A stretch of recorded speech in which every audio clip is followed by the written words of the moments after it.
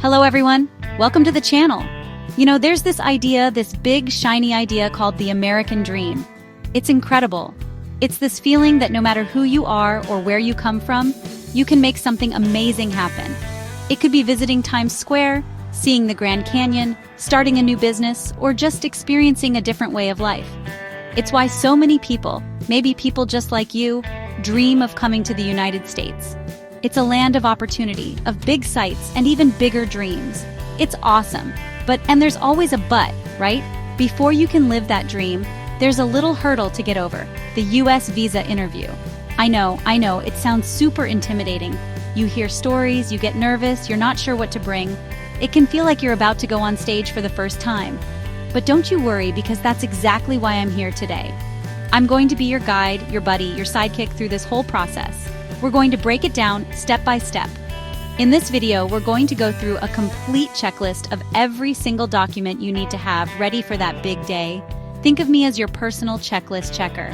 We'll cover everything, from the obvious stuff to the things you might not even think about. And you're definitely going to want to stick around until the very end, because I've got some fantastic bonus tips that could make all the difference. So grab a notebook, get comfortable, and let's get you one step closer to your American adventure. Let's do this! Alright, first up, the absolute king of all travel documents, the MVP, the headliner, your passport. This is the big one, folks. You can't go anywhere without it. Make sure your current passport is valid and has plenty of time before it expires. Now, here's a pro tip right off the bat. Don't just bring the passport. Make two photocopies of the main page, the one with your picture and all your info. You never know when you might need a copy, and being over-prepared is way better than being under-prepared. It's like bringing an extra set of batteries for the remote. You might not need them, but you'll be a hero if you do. Think of your passport as your ticket to the show. The consular officer needs to see it, they need to know it's you, and they need to know it's legit. So find a safe folder, a special place, and make your passport the very first thing you put in there. Double check it, triple check it. Is it signed? Is it in good condition? No weird tears or water stains from that one time at the beach? Perfect. Having this ready and in perfect shape shows you're serious, organized, and ready to go. Let's get this document pile started on the right foot. Okay, next on our list might sound a little weird. I want you to go on a little treasure hunt for any of your old expired passports. I know you're thinking, Mariam, why do I need that old thing? It's got a terrible haircut picture from 10 years ago. Trust me on this. If you've traveled before, those old passports are like a scrapbook of your travel history. They show the visa officers that you're a seasoned traveler, that you've gone to other countries, and most importantly, that you've returned home. It shows you respect the rules, which is a huge plus. Now here's a super important point. So listen up. Let's say you have an old passport that has a valid U.S. visa still in it, but the passport itself has expired. Do not panic. That visa is still good. You can travel with both passports. You just show the officer at the border your old expired passport with the valid visa and your new valid passport. It's a 2-for-1 deal. It's totally normal and they see it all the time. So dig out those old documents. They're more valuable than you think. Alright, moving on to item number 3. This one is straightforward but absolutely essential. It's your national ID number. In most countries, you're issued an official identification card or number by the government. It could be a national ID card, a citizen card, or something similar. This is basically your official "This is me" card in your home country.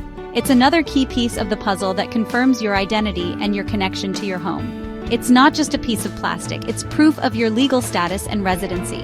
When you're filling out your forms, especially the DS-160, they're going to ask for this. So make sure you have the physical card with you, or at the very least, you know the number by heart.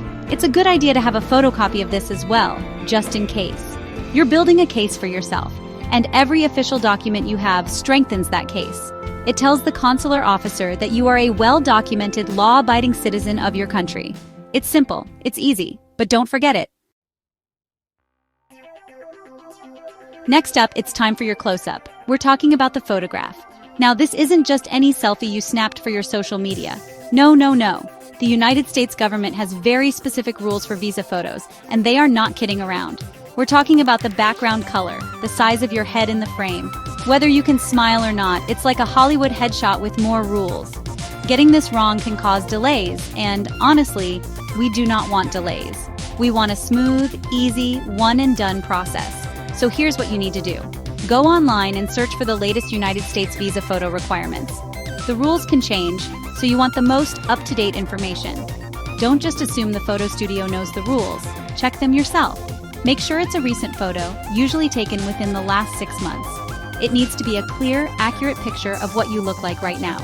No hats, no glasses in most cases, just you. Get the digital copy and a few printed copies. This picture is your face to the United States government until they meet you. So let's make a good first impression. We've arrived at a big one, folks. This is your ticket to the main event. It's your visa interview appointment letter. After you fill out all the forms and pay the fees, you'll schedule your interview and get a confirmation letter. This piece of paper is your proof that you have an appointment. Without it, you might not even get past security at the embassy or consulate.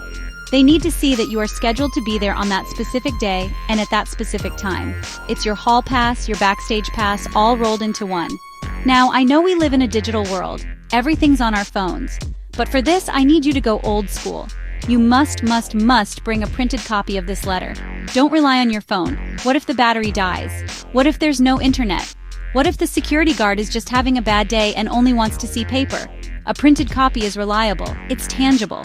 Put it in that special folder we talked about right on top. This isn't just a suggestion, it's a rule.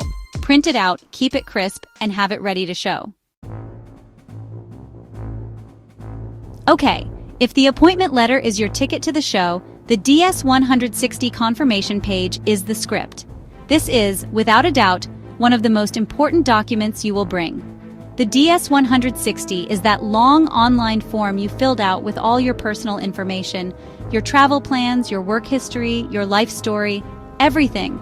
After you submit it, you get a confirmation page with a barcode on it. That barcode is everything. It's how the consular officer pulls up all the information you submitted. It's the key that unlocks your entire application file. This is non-negotiable. You absolutely have to bring a printed copy of this confirmation page. Not the whole application, just the confirmation page with the barcode. The officer will scan it and your whole world will pop up on their screen.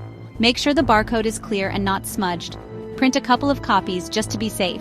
Keep it clean, don't fold it across the barcode, treat it with respect. This piece of paper connects all the dots of your application, so make sure it's front and center in your document pile. It's mandatory, it's critical, and you can't have your interview without it. Now, let's talk about the fun part, your actual trip. The visa officer wants to know what your plans are. They're not just giving you a visa to wander around aimlessly. They want to see that you have a clear, credible purpose for your visit. This is where a tentative travel itinerary comes in. This is basically a day-by-day plan of what you intend to do in the United States. It doesn't have to be set in stone, but it should look realistic and well thought out. It shows you've done your research and you're a serious tourist. You don't have to book everything, just have a plan. A great tip is to ask a travel agent to whip up a sample itinerary for you. They do this all the time. It can show things like Day 1 to 5, New York City, visit Times Square, Statue of Liberty, Day 6 to 10, fly to Orlando, visit theme parks. Here's a key piece of advice. Keep the trip duration reasonable. For a tourist visa, a trip of 3 to 4 weeks is usually perfect. Anything longer might raise questions about your ties to your home country. So create a believable, exciting plan that shows you're coming for a visit and then heading home. All right, let's talk about a sensitive but super important topic: money. The United States government wants to be sure that you can afford your trip. They want to know you can pay for your flights, your hotels, your food, and all those souvenirs without needing to work illegally or becoming a public charge. This is where your proof of funds comes in. You need to prove that you have enough money to cover the entire cost of your travel. It's about showing you're financially stable and responsible. The best way to do this is with official bank statements. Get the last 6 months of statements from your bank. They should be printed on the bank's letterhead if possible. Now, what if the money isn't all in your personal account? That's okay. You can show funds from a joint account with a spouse, or even from your parents' account if they are sponsoring your trip. If you do that, you'll need a letter from them stating they are sponsoring you and will cover all your expenses. The key is to be transparent and show you have access to sufficient funds for your planned itinerary. This next one is for all the young travelers out there, or for the parents sending their kids on an amazing American adventure. If a minor, that's anyone under 18, is traveling to the United States alone or with only one parent, you need a special document. It's a parent consent letter. This is a huge deal for child safety, and immigration officials take it very, very seriously. It's all about protecting children, which is something everyone can agree on. This letter is official permission from the parent or parents who are not traveling. So what does this letter need to say? It should be a formal letter, preferably notarized, that clearly states the name of the minor and the name of the adult they are traveling with. It should explicitly say something like, I, parent's name, give my full consent for my child, child's name, to travel to the United States with traveling parents or guardian's name from start date to end date. If the child is traveling alone, it should state that. This simple letter prevents so many potential problems and shows that everyone is on the same page about the travel plans. This is a huge one. The visa officer's main job is to make sure you're going to return to your home country after your visit. The best way to prove that is by showing you have strong ties, a life you need to get back to. This is where an employment letter or a student letter comes in. If you have a job, you need to get an official letter from your employer. This letter should be on company letterhead and state your job title, how long you've worked there, your salary, and, this is critical, that you have been approved for leave for your vacation and are expected to return to your job on a specific date. If you're a student, the same logic applies. You're not going to abandon your education, right? Go to your school or university's administration office and ask for a bona fide letter. This official document confirms that you are currently enrolled as a student in good standing, what you're studying, and when you're expected to be back for your classes. Both of these letters are powerful proof that you have commitments and responsibilities waiting for you back home. It's one of the strongest pieces of evidence you can provide. What if you're not staying in a hotel? What if you're lucky enough to have friends or family in the United States that you're going to visit? That's awesome, but you need to document it. This is where a letter of invitation comes into play. It's a letter written by your friend or family member who lives in the United States. This letter helps explain the purpose of your visit and shows you'll have a safe place to stay. It adds a personal touch and a layer of credibility to your application. The letter should be addressed to the United States consulate in your country. Your friend or family member should introduce themselves, state their status in the United States, like citizen or permanent resident, and provide their address. They should then state that they are inviting you, yes you, to visit them from your start date to your end date. It's great if they mention that they will be responsible for your accommodation and well-being during your stay. Have them sign it and send you a copy to print. It's a simple gesture that can make a big difference. So what if you don't have friends or family to stay with? No problem at all. Most tourists don't. In that case, you'll need to show where you plan to stay. This is where tentative hotel reservations come in.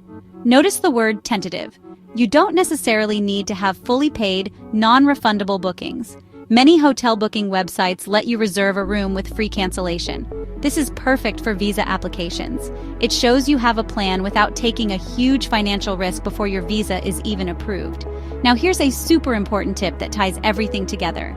The dates on your hotel reservation must match the dates on your travel itinerary and your flight reservations. Consistency is key, and be prepared to have this document handy, not just for the visa interview, but also when you arrive in the United States. The immigration officer at the port of entry might ask to see it. It's your final piece of proof that you are a legitimate tourist with a well-organized plan. So book those cancelable rooms and print out the confirmations. And there you have it. That's the ultimate document checklist for your United States visa interview. We went through a lot, I know, but being prepared is half the battle. Now, before we wrap up, I have one final crucial reminder for you. I'm serious. This is the most important takeaway. Every single date and duration on your documents must match. Your flight itinerary, your hotel bookings, your leave letter from work, your invitation letter, they all have to tell the same story. If your leave letter says you have 2 weeks off, your itinerary can't be for a month. Consistency is your best friend. You've got this. I truly believe that with the right preparation, you can walk into that interview with confidence. Now, I want to hear from you. If you've been through the process, please share your experience and any extra tips in the comments below. Your story could help someone else in this amazing community achieve their dream. Let's help each other out. Community is everything, right? We're all in this together. Finally, if you found this video helpful, please give it a big thumbs up, and don't forget to subscribe to the channel and hit that little bell icon. That way, you won't miss any of my future videos designed to help you on your journey to the United States. Thanks so much for watching. Good luck with your interview, and I cannot wait to see you in the next video.